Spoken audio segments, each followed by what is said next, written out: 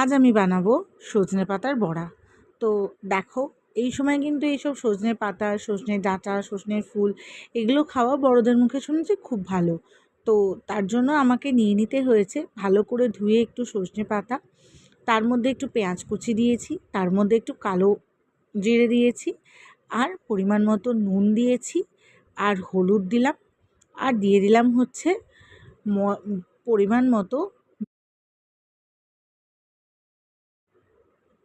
পরিমাণ মতো বেসন, আর তার সাথে দিলাম একটু কর্নফ্লাওয়ার দিয়ে কিন্তু আমি আর তার সাথে কিছুটা কুচনো কাঁচা লঙ্কাও দিলাম। কাঁচা লঙ্কাটা অপশনাল, তোমরা যদি কুচনো কাঁচা লঙ্কা না খেতে চাও তো নাও দিতে পারো।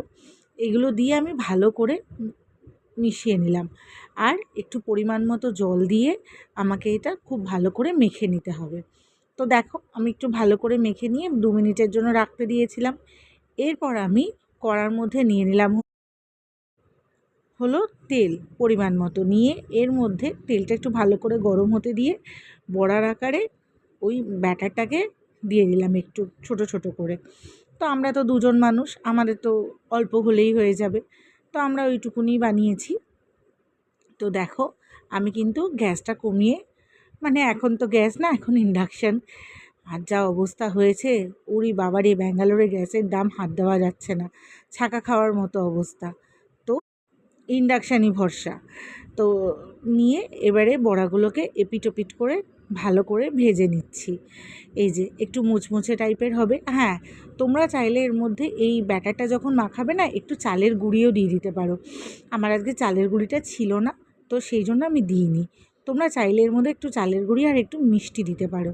দেখো, এবারে ভালো করে লাল লাল করে ভেজে নিলাম, নিয়ে টিস্যু পেপারে রাখা একটা এর মধ্যে ভালো করে সেগুলোকে তুলে নিলাম। তো আমার কিন্তু বড়া রেডি টু সার্ভ। আর এগুলো কিন্তু এই গরমকালে খাওয়াটা খুব উপকার। এই সময় বলে সজনে পাতা, সজনে ডাঁটা সব কিছুই নাকি খাওয়া খুব ভালো। তো আমি সজনে ফুলটা খুঁজছি, পাচ্ছি না, তো ফুল না পাই পাতাই ঢের। চলো, তো আজকের মতো এই রেসিপিটা এখানেই, পরে দেখা হবে অন্য একটা রেসিপিতে। বাই।